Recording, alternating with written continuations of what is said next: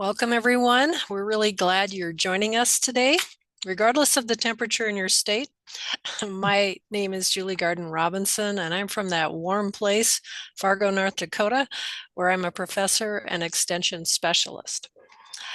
Joining me a little bit later will be Karen Blakesley from Kansas State University. So she will tell you a little bit more about herself. I work with a lot of food entrepreneurs in North Dakota and sometimes beyond. And we will be sharing a lot of resources with you so you can continue learning well beyond what we covered today.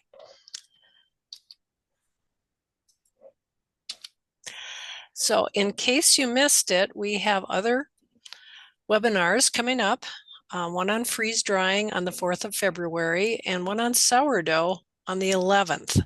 So you can still go ahead and register for those if you're interested. And there's a QR code if you want to grab your phone and register now. But we're all part of the North Central Food Safety Extension Network, and we have been meeting all through the pandemic and well before for the last 10 years. And we also directly work with the North Central FSMA Center. So I'll be talking a little bit more about that as well. So I'm going to be sharing with you some traits of entrepreneurs. And both Karen and I will talk a bit about food safety and also food products and coming up with food products and manufacturing them safely, and also a little bit about labeling food products. We'll ask that you put any questions you have for us in the chat box, and we'll get to those at the end just so we can make it through our presentation today. So let's get started. Are you an entrepreneur? Some of you have indicated that you have businesses. Others might be thinking about it, and still others might be the people helping entrepreneurs find their way. So these are some common traits. Are you self-confident? You need a lot of energy to do this. Are you energetic, creative, flexible, independent, inquisitive? Are you questioning things? Are you willing to work long hours? Are you motivated, competitive? Do you like being the boss? Are you assertive and dynamic? Do you have a positive attitude? Are you perceptive, resourceful, and do you enjoy a challenge? Are you the shepherd? So these are some of the traits. You may have all or most of these, or maybe you haven't really thought about these sorts of traits, but often successful entrepreneurs have these traits. So I'm going to start with a focus on food safety today. So imagine you've dreamed up a brand new product. Is it safe? And how do you label this product? According to the Food and Drug Administration, we can put foods in through three classes: acid foods or acidic foods, low acid foods, or acidified foods, meaning that you've added an acid to get the product to the safe pH level. Foods fall into these classes based on their natural acidity. And we're going to go back to college or high school chemistry. We'll talk a little bit about the pH scale. That is how acidity is measured. So low acid foods have a pH above 4.6. And by the way, the pH scale goes all the way from 0 to 14. Acid foods have a pH of 4.6 or lower. And acidified foods, as I mentioned, are typically low acid foods that have an acid or acidic ingredients added. We're looking for an equilibrium pH of 4.6 or lower. And we measure pH, or the best way to measure pH is with a pH meter. There are pH test strips. They're not quite as accurate as a pH meter, but if you're wanting to get into manufacturing of food, you might want to invest a little bit in getting a good pH meter. So these are some examples. And as I said, 4.6 is that magic cutoff point. So if you think about a lime or a grapefruit, might make you kind of pucker up a little bit. They're very sour, they're acidic. They're in that 2 or 3 pH range. Peach is a little sweeter, but technically a lot of pHs are still in that pH range of 4. Carrots were at 5, beans 6, black olives. So many of us on this call who work within extent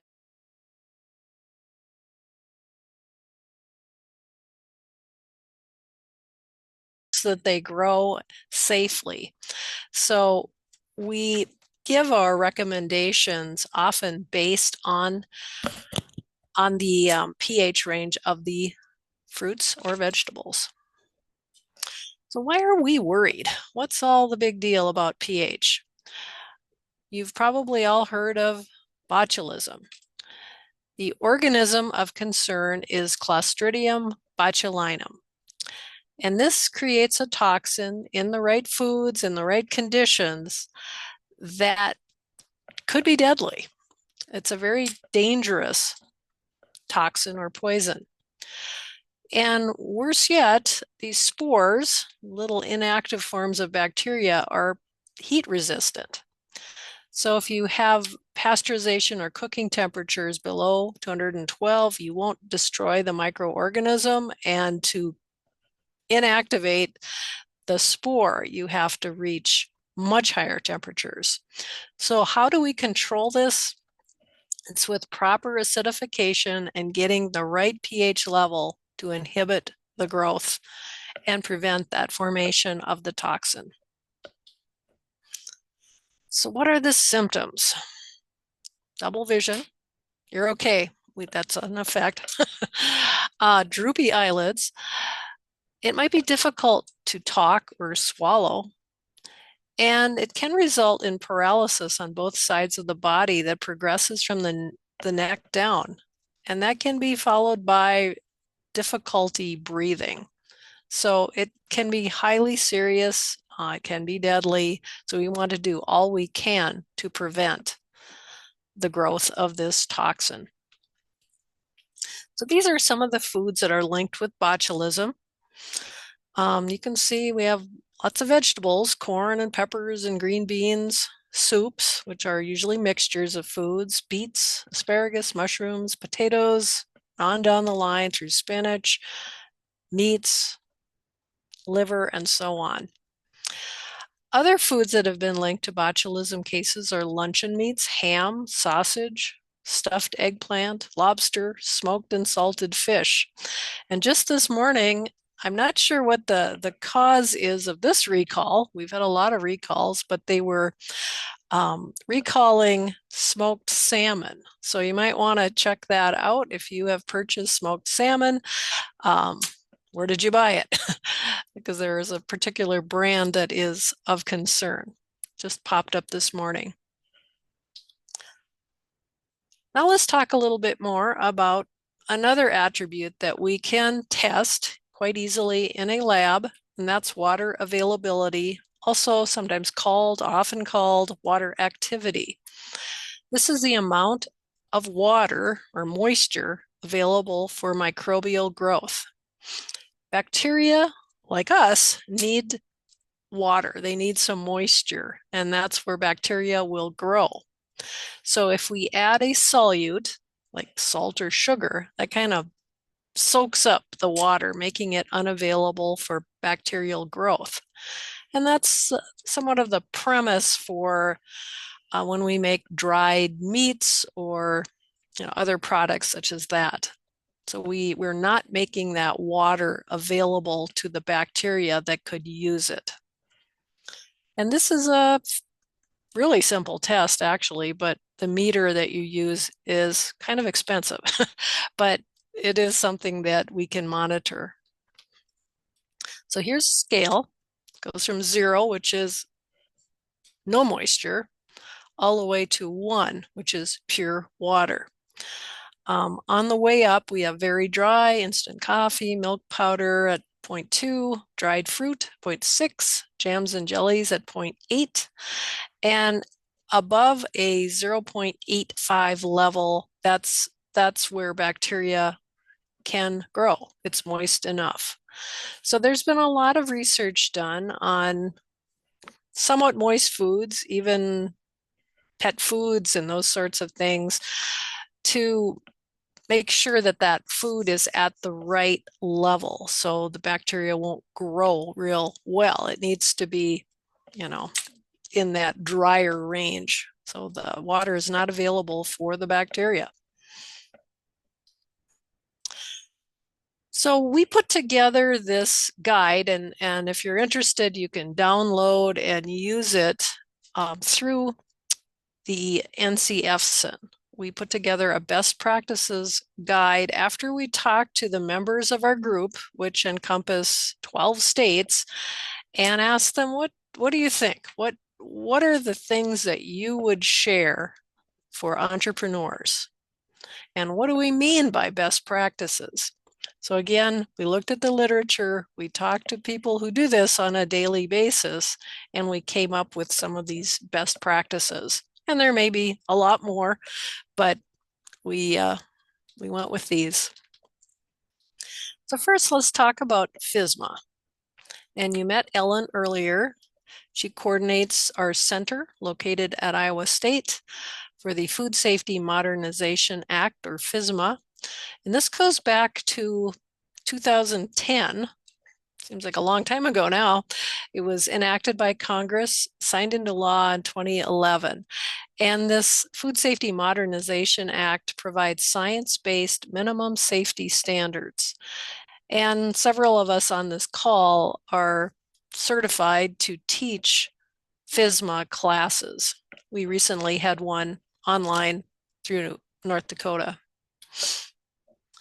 So the FSMA PSR is the produce safety rule, and it's about safely growing, harvesting, and consumption of fresh produce.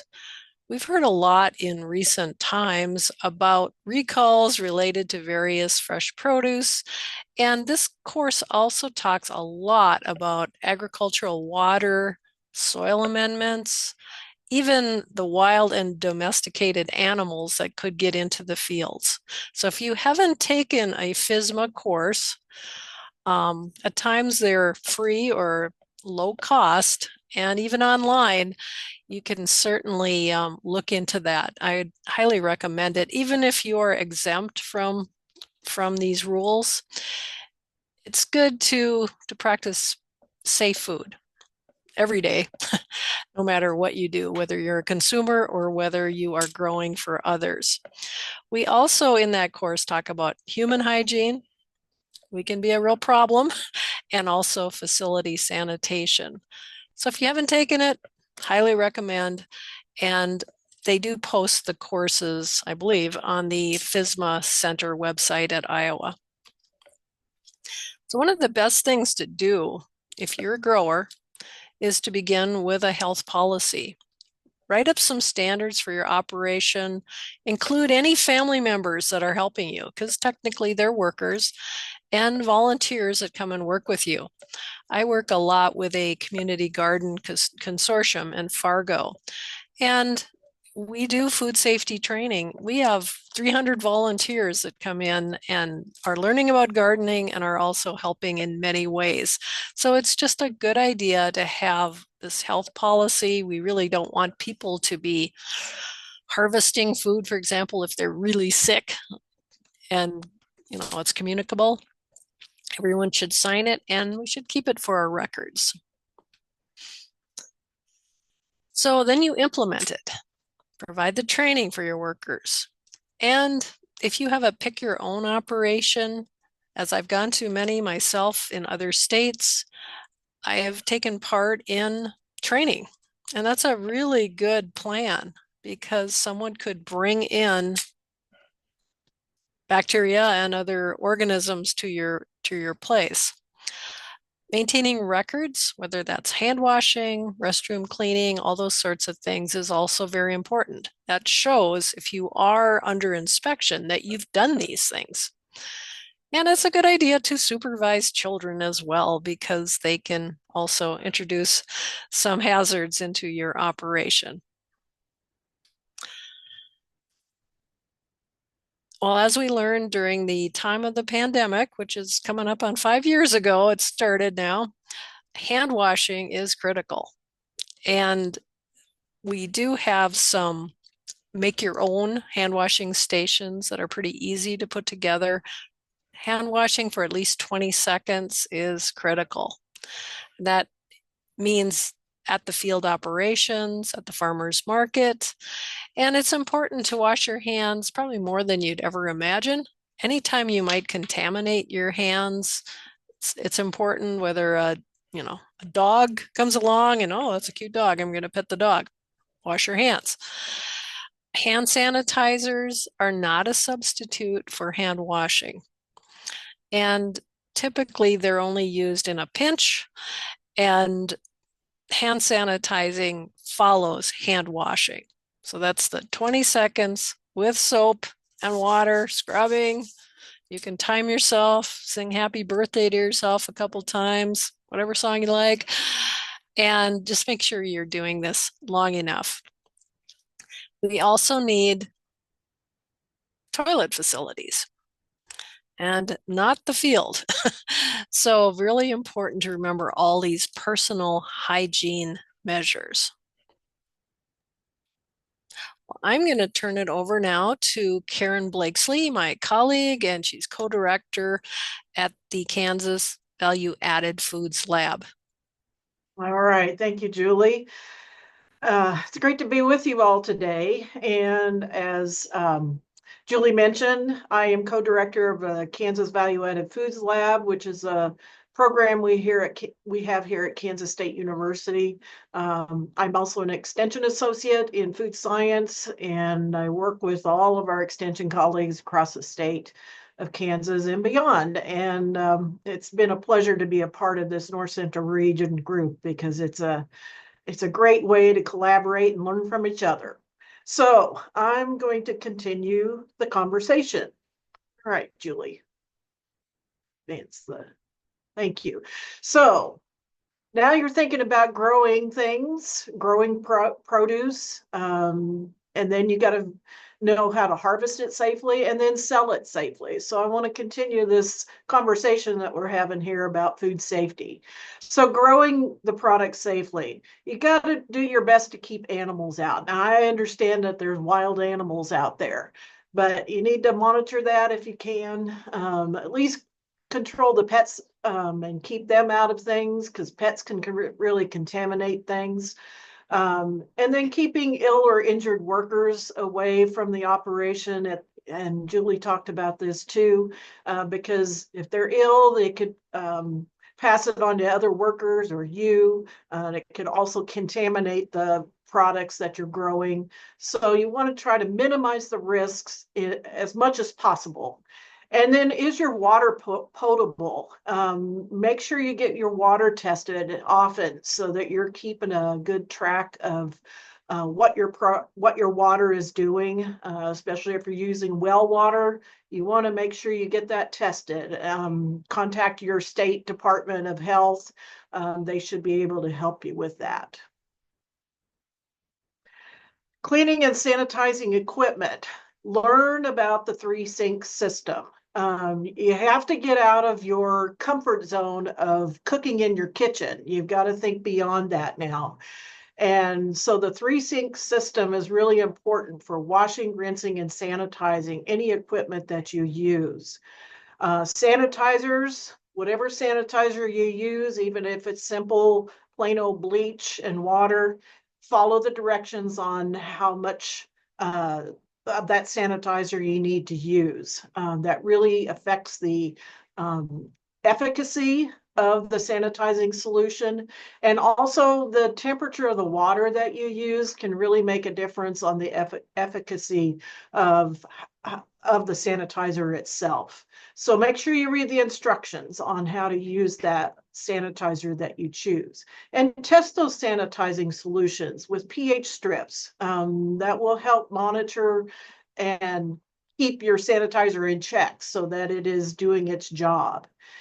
And air drying is really better than using a towel or something like that. Towels can really recontaminate your nice clean equipment that you have. So let things air dry. That's really the best way to go on that. When you're cleaning and sanitizing any kind of surfaces or equipment, get rid of the dirt and debris as much as possible and then scrub with soap and water. Using warm water or as hot as you can handle it with your hands is best, and then rinse with clean water. And then, of course, sanitize after that. Then the sanitizer, depending on the sanitizer that you use, it will tell you how long to let it set there. Some of them will give you a time amount that it needs to be on the surface in order for it to be effective.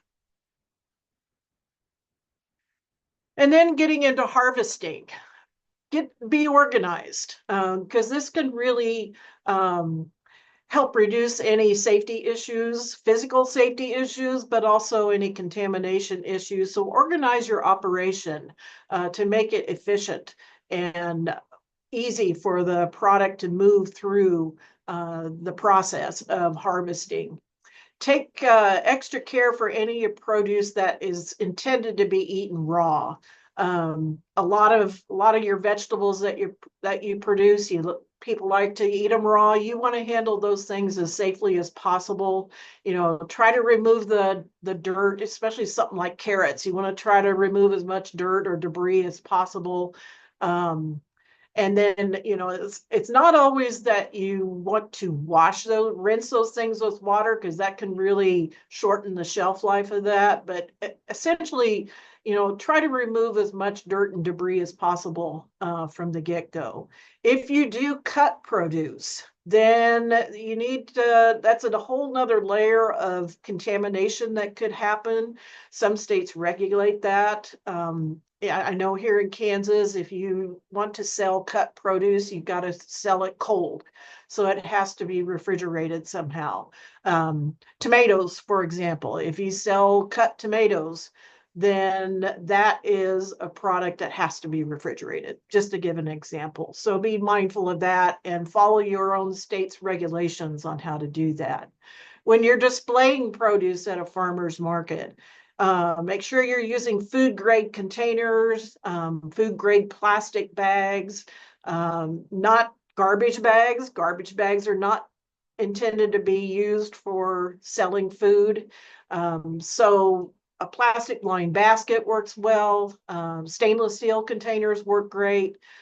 Using a food grade plastic container. If you need containers, one easy source is to go to your local bakery and see if they have any leftover buckets that they're going to toss. Those are food grade buckets, and you could reuse those for other things. So that's just an idea. Large bunches of produce are displayed and not for self-serve, so you need to be there to help people pick out the foods that they want to choose to buy. At farmers markets or any kind of direct-to-consumer operation that you're selling your products at, you yourself need to be mindful of personal and general hygiene along with the workers that are helping you sell your products. Use some kind of hair restraints, whether that's a hat, rubber band around, or a hair restraint around long hair. Some people even wear a scarf these days, and I used to wear those when I was little, but there's still people that wear those, or bandanas, some way to keep your hair from falling into the food product. Nobody likes to eat hair in their food. Clean clothing that shows that you operate a good operation and you're mindful of keeping things clean. Keep the displays clean. If things get messed up, fix that. Keeping them as clean as possible. If you're handling money really can be contaminated. So you need to wash your hands or have a separate person only handling the money. That can help reduce any kind of contamination. Hand washing stations, some farmers markets offer those in different locations within the farmers market area. Have a hand washing station in your um, vendor tent or space so that you have access to washing your hands. And it could be something really simple as 3 tubs and have one for washing, one for rinsing, one for sanitizing, for equipment, and then hand washing, have a like a cooler filled with hot water, even put the soap in it, and then you could squirt it out on your hands and wash them, and then have some paper towels available to dry them. So just an idea, but have it ready, and so that you can keep your hands clean. If any of your workers are sneezing or coughing, you may need to move them to a different job, or even ask them to mask up. If you're shorthanded, I know sometimes that happens. You may need to ask them to mask up. You don't want your workers sneezing or coughing all over the produce or any of the foods that you're trying to sell. All right. So what are TCS foods? So TCS stands for time and temperature controlled for safety. We used to call this potentially hazardous food. Now we've kind of transitioned into this TCS term. So these are foods that need to have some kind of temperature control to keep them safe. So typically this is your meat products, eggs, fish, poultry, those kind of products. If you're selling meat and poultry at farmers markets, I know here in Kansas that has to be frozen. You have to sell them frozen. Eggs have to be kept cold. So be mindful of that. Follow your state regulations on how that needs to be done. Dairy and baked good products or high moisture foods is another one that will probably need refrigeration. Some baked goods, not all of them. I mean, if you're selling whole wheat bread, that doesn't require any temperature control. But if it's some kind of baked good that might have a cream cheese filling in it or something like that, that would probably need to be refrigerated to keep it cold and keep it safe.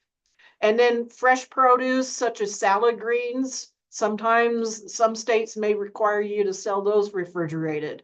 So again, every state's little different. And we tried to include in our publication that Julie talked about, and we'll show it here at the end, links to your individual states, or at least here in the North Central region, to help guide you on how to handle the different products you want to sell. All right, next slide. Some other examples of what would be considered a non-TCS food. So I mentioned many baked goods already, your cookies, a lot of your regular breads. But when you start adding things like peppers or cheese to breads, that's going to change the water activity of that bread. So it may need to be tested. That's something that in our operation in our lab, we get those kinds of breads in to check to make sure the water activity is low enough, because those kind of breads can mold in no time. So we got to get on top of that right from the very beginning. Things like popcorn, tortilla chips, dehydrated foods, even freeze-dried foods, lots of candies, granola, those don't require refrigeration. So those can be sold at room temperature. So again, I know I've said this a couple times, check out your state's regulations. Here in Kansas, we offer workshops for our small food processors across Kansas. In fact, we're starting these on this Friday to help educate these small food businesses and make sure they're on the right track. All right, sampling your products. People love to try things out. You can see this in grocery stores sometimes, but at farmers markets especially. So there's some things to be mindful on that. Individual portions. If you can try to get these set up before you go to the market and have them ready to go so that you're not handling things at the market itself, that can really help save you time. It makes it easy for people to grab and go. You want to try to control people just handling the food itself. It would be better if you would give them the food or the sample. You may need to wear plastic gloves. You may need some tongs or those little plastic sheets of like you see at bakeries that they use to grab and go. So you want to try to control those things. And try to discourage customers from hovering and watch the children, be mindful of what they're doing so that they're not handling things and increasing the chances of cross-contamination. Again, if you're handling money or sales, you need to wash your hands or have a separate person that's only doing it, handling the money. That way it keeps those two functions separated. All right. Next. Okay, so you want to make a canned food type product, for example, or some kind of value added product. There we go. This can get really creative, and this can bring out your creative side. And these are really fun. A lot of people like to try different things, something different than they would normally see in a grocery store. So types of value added type products include things that are canned or dried or frozen. We see a lot of barbecue sauces, salsas, jams and jellies, pickles, hot sauces. We see a lot of those kinds of things come through our lab. They may be made from other items that other growers are growing, that you're finding that you're purchasing from them, or you're growing your own. I know we have one of our clients does pickles. That's all he does is pickles. And he grows, as far as I know, he grows everything that he pickles, which is amazing because he's got many products. And so it's pretty cool to see what these small businesses come up with.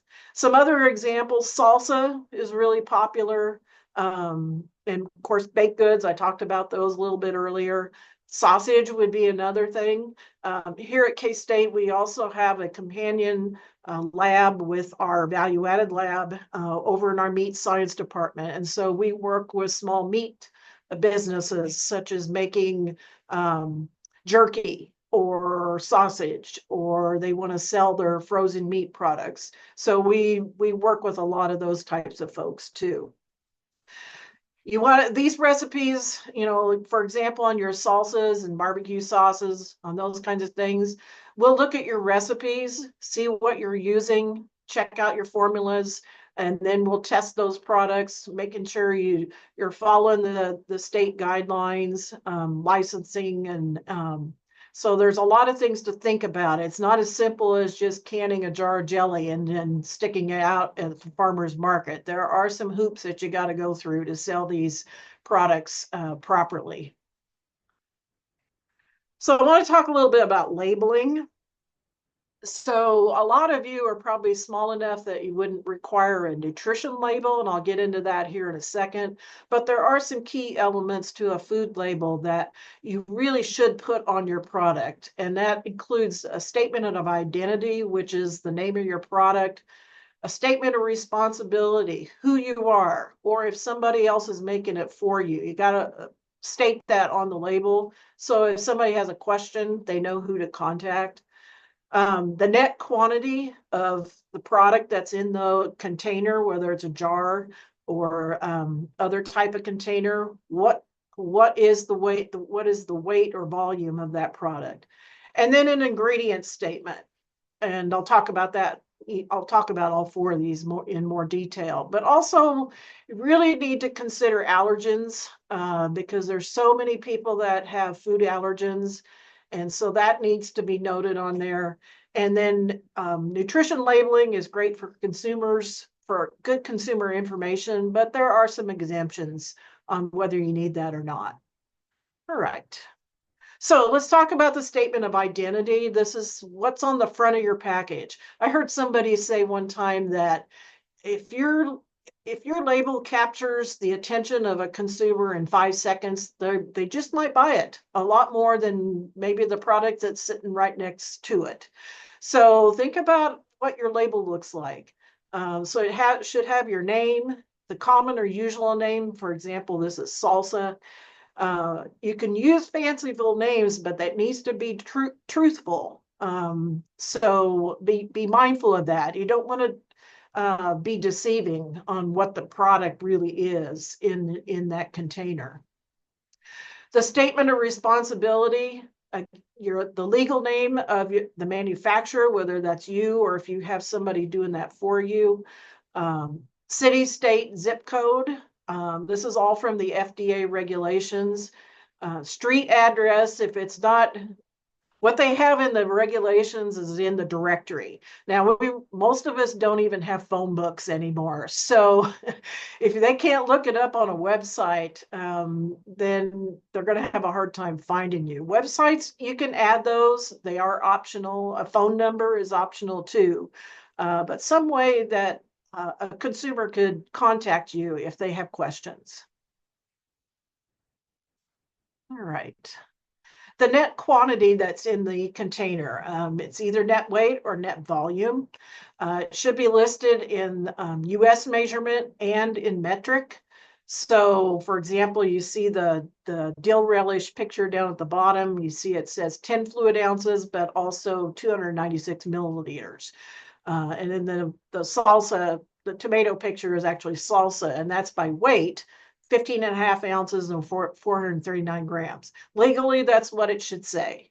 And just to give you the separation, liquid foods, including pickles and relishes, are listed by volume, and then your more solid, semi-solid, viscous type mixtures are listed by weight. So that is something that you really should put on the front of your package, right below the statement of identity, what the name of your product is. And the ingredient statement. This is really important so that people know what's in this product that you're trying to sell. So this needs to be listed by weight from most to least. And you should also include any sub-ingredients. So for example, barbecue sauces. If you're using a ketchup is made from ingredients itself. So we would list ketchup, and then in parentheses, we would list the ingredients in there. That's full disclosure. The FDA says you got to do that. So this is, it's important for people to know this. There are some ways that we can try to reduce the length of an ingredient statement, such as grouping certain spices together and just calling them spices. There is a FDA rule that allows us to do that. Sugar, salt, sugar can be listed just as sugar, salt, no matter what kind of salt you use can be listed as salt. Garlic and onion ingredients, they have to be listed by what it is. So if it's a dried garlic or dehydrated onions, you got to list it as such. Those particular ones are not a part of the spices group. I'll say that. Critical ingredients and sub-ingredients also need to identify allergens, and I'll have another slide about that here in a second.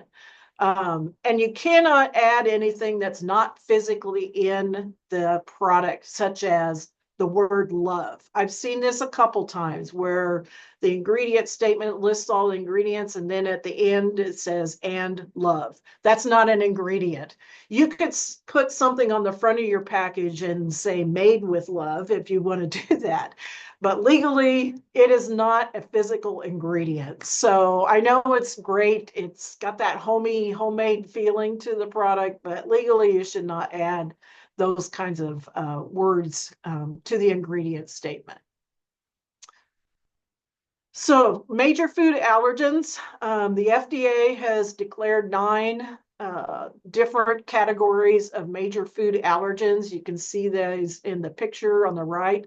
The newest one is sesame.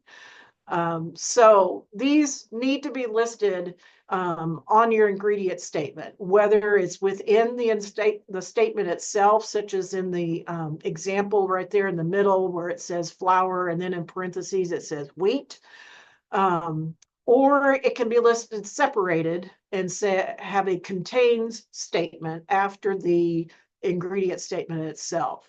Now, if you're using nuts like tree nuts, you have to list the exact type of tree nuts, such as pecans, walnuts, things like that. Same thing if something has fish or shellfish in it. You got to declare the specific type of fish or shellfish. Um, so you'll see on some packages, especially on commercially made manufactured foods, they may have what's called a may contain statement. This is not required; it's voluntary only. Or it might say produced in a facility that handles peanuts, tree nuts, or whatever. That's optional. So some of these manufacturers do opt in to do that, to add that to the end of their allergen statement. Now, the nutrition facts panels, this is great information for your consumers to know. And on this note, the FDA just came out with a proposed rule of adding front of package labeling of 3 specific nutrients to add to the front of your package. So that's something that's in the works. It's not law yet, but it may be coming down the road. But right now, this is an example of what a standard label looks like. Now, if your business is small and you sell less than $50,000 a year of food, you're likely exempt. Or if your business has less than 10 full-time equivalent employees and you sell less than 10,000 units a year, you're likely exempt from having these.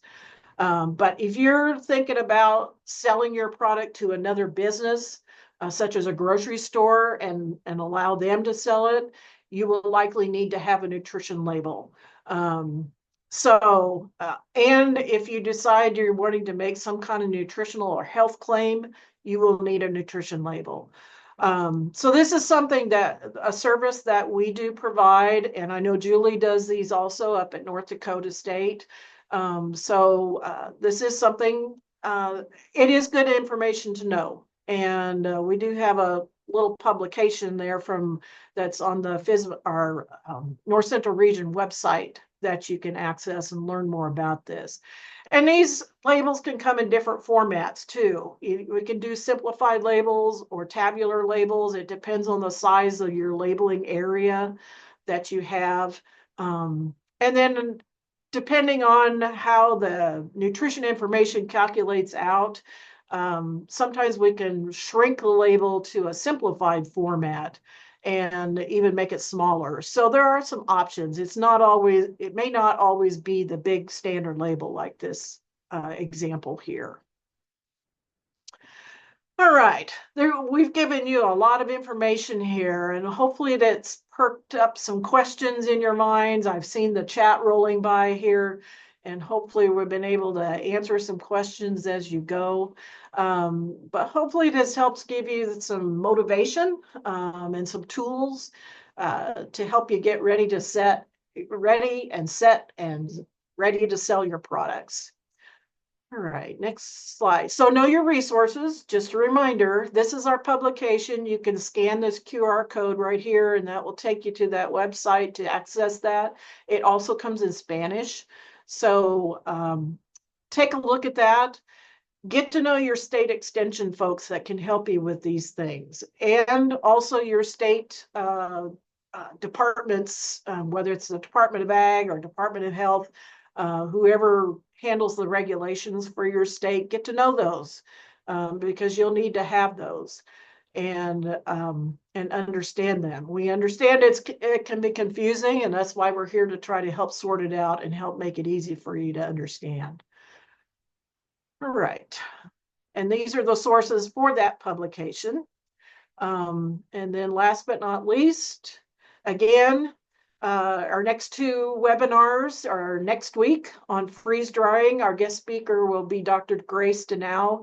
I hope I say her name right. She's from the University of Nebraska-Lincoln. She is an expert in this area. This is her research focus, is freeze drying. So hopefully you can come listen in on that webinar. And then on February 11th, sourdough starters. We have a guest speaker from Colorado State, Dr. Caitlin Clark, not the basketball player, but that is her name, Dr. Caitlin Clark, and she's an expert on sourdough. So we're excited to have both of these as our guest speakers for the next two webinars. All right. Any questions? We got time for questions. We'll open it up if you want to put them in the chat, or you're welcome to unmute. And Karen, go ahead. This is Karen Fifield. I'll just read some. Okay. One person's asking, can you use a P.O. box instead of an actual street address? I think it has to be a street address. If I remember right. The location the product is made is what? Yes. Yes. Yeah, it's got to be a physical address. Okay. Another one, please clarify the garlic ingredient. If I dehydrate the garlic in garlic powder, do I need to say dehydrated garlic in the ingredient label? You would, if it's a powder, you would say garlic powder. If it's fresh garlic, you would just say garlic. So you got to list the form. Same thing on onions. So if it's fresh onions, for example, you would just say onions. You don't need to say yellow or red or white. You don't need to do that. But if it's a dried onion product like onion powder, then you would need to say onion powder. Okay. And I'll just pop in real quick. Yeah. There's a, if you've been watching the news, red number 3 is going out of the food supply. So Yes. be thinking about any, if you happen to use any of the artificial colors and that sort of thing, follow the guidance. And now red Yes. 3 is leaving. They have 2 years to get it out of the food. So Right. Yeah, I just happened to look up on, the food colors that the Wilton, I'm not trying to just pick on Wilton, what they sell, but I was curious. And some of their colors do have red number 3 in them. So read the ingredient statement. Red dye number 3 is a certified color, so it does have to be listed on the ingredient statement. So read the labels. But like Julie said, they've got 2 years to reformulate. It's going to be a challenge to, get that same red color that everybody wants, that bright cherry red color. But it is something that is being banned because it was found to cause cancer in male rats. yes. But there's no evidence that it caused cancer in humans or other animals. But according to the FDA Delaney clause, either or, it has to be banned. So on that type of food additives. So look for those changes. If you're using a red dye in your operation, like Julie said, take a look at it. You may need to start sourcing somewhere else right now. Might as well get ahead of it. We have another question that I'm using glitter in my seasonings with what would I put on my nutritional label? That's a good question. Well, first of all, it needs to be food grade. I hope Right. it is. Julie, have you run into that? I'm not sure if we had that kind of a ingredient. I'm sure it would have to be, I don't know if it's listed as glitter. That's a good question. I'd have to look into that. I've never had that. There's even special rules for those little, they look like little silver bullets. Yeah, Remember those? The little nonpareils, or however you call that. Yeah. So some of these questions might be good ones also for your local health inspector. And there are lots of rules in different states. We're all really different in terms of what is required and what isn't. So, I would check with my food regulator on any questions that we don't have the direct answer for. Yeah. But I don't think it would be called glitter. I think it would be called something else. Yeah, I'd have to look into that one a little bit. And another thing too that I didn't mention, what our lab does is we are considered a process authority. And so some of you may be making a canned food product that would need a process authority review. And this would help you comply with FDA regulations. You would have, a lot of these, you would have to register your product with the FDA. And so that is something that, that we here in Kansas, we can help with. Not all states have these, have a process authority through the university. I'll say that. Some of these big companies, they have their own process authorities, but we work for it with the small businesses and some that are a little bit larger. And we work with some that are outside of the state of Kansas also. So if you're needing help with that, contact your local extension folks, or you're welcome to contact us or North Dakota too about process authority. We have another really long one that's not really asking a question, but I'll read it. I've been bounced around on process approval with my mushroom extractions. I'm close to finishing my extraction equipment, and we are getting ready for the large scale production and would really like to work with the local authority, even if we need outside input, like other extension offices. They're working with Nebraska Midwest Labs, and they might actually go back to Kansas. But I think they're going to give you a little bit more information. And the reason I read that is because I see that they might actually go to you, Karen, because there's a I see that. I would also suggest you contact the Food Processing Center at the University of Nebraska in Lincoln. Yeah. They may be able to help you with this also. Yeah. Okay, you just sent an email. Okay, great. So yeah, we could talk about that and get a little more information. Okay. Next question. Do you have information on black garlic fermentation? It has a couple in here. How long can it stay in the refrigerator? And the internet isn't always correct, and that is so very true. That is so very true. So, yeah, that is a product that I don't think we've even worked with. So I'm not sure about that one. We have not worked with it either in North Dakota, even though we have a garlic grant right now, but we haven't worked on fermentation. So if you want to follow up with one or both of us, we can take a closer look. See if we can find, because what you have to do is find published research that shows the safety or not safety of different products. So feel free to follow up. You Google either or both of us, you'll easily find our emails.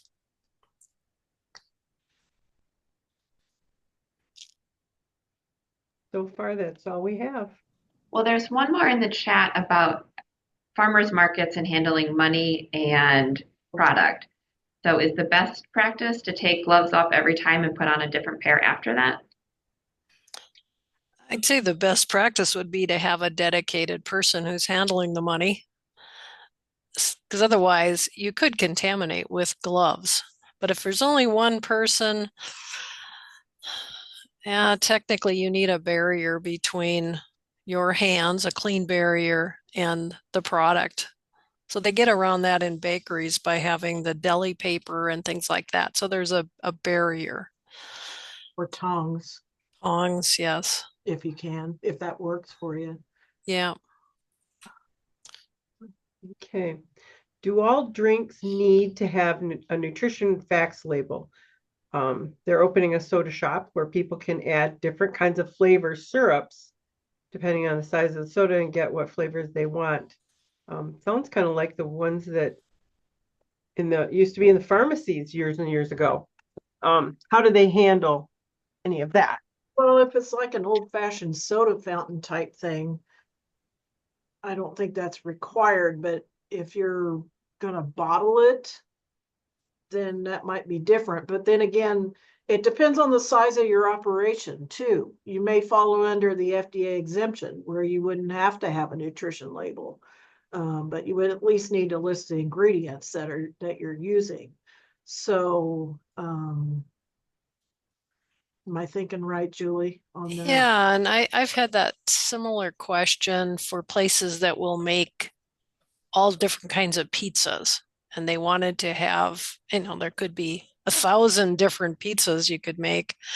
So what we ended up doing was creating a spreadsheet, I guess, with the nutritional content of different amounts. And then you could just go and add up if you were really curious about the fat or those sorts of things. But if it's not bottled, I think you would really be exempt, like you said. Mhm. But Now, if you could provide yeah. some information. Right. But again, if you're talking about bottling it and selling it through a grocery store or something like that, we've had that here where they wanted to sell it through Hy-Vee grocery stores. Well, then they're going to require that you have a nutrition label. So, but if you're doing the soda fountain type thing, you may not need to have that.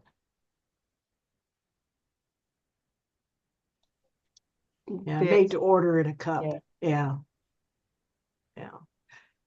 I would suggest you have a little, if you're selling it at a farmer's market, you may want to have a little sign that say, these are the ingredients in our product, so that people understand what it is and what you're selling.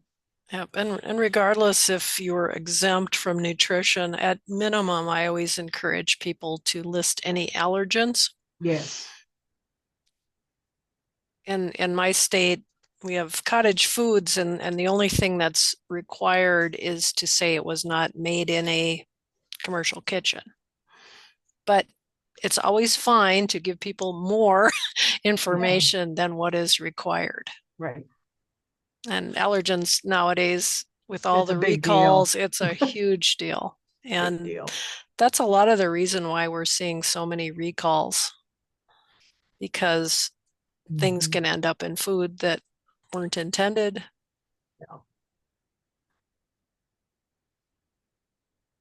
So is that it? We've got about 2 minutes left, according to my clock. So Looks like it. again, reach out to us. Don't be afraid to ask questions. Contact your local states. If you're not in North Dakota or Kansas, contact them, because we're here to help you. We want to try to make this easy for you, because we know there's a lot of hoops you got to go through. So we want to try to help make it as easy as possible. And that was a lot of. My question is directly for Julie. If you could just stay on and I could ask some pertinent questions to North Dakota. Why don't I give you a call? Sounds very good. Thank you. Okay.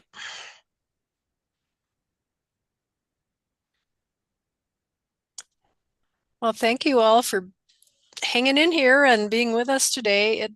It can be a little complicated to get started with a food business, but if you know your background, you can be very successful.